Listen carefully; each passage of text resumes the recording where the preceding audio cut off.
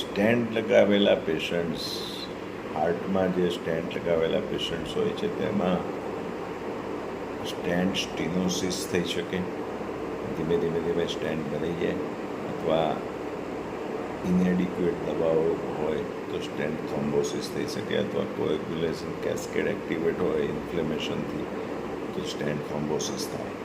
હવે આમાં આ જે સ્ટેન્ટ થ્રોમ્બોસિસ કે સ્ટેન્ટ સ્ટીનોસિસ પછી જે હાર્ટ એટેક આવે છે એ ખૂબ ફેટલ હોય છે. અમુક વાર નોર્મલ પેશન્ટ્સને મેડિસિનથી જ કંટ્રોલમાં આવી જતો, પણ સ્ટેન્ટના પેશન્ટ્સમાં મેડિસિન્સ અને એન્ટીથ્રોમ્બોટિક ઇન્જેક્શનો પણ કામ નથી કરી શકતા, એટલું ફેટલ હાર્ટ એટેક હોય છે. માટે સ્ટેન્ટ લગાવતા પહેલાં ખૂબ વિચાર કરીને સ્ટેન્ટ લગાવવો, ઇમરજન્સી સિવાય કદાચ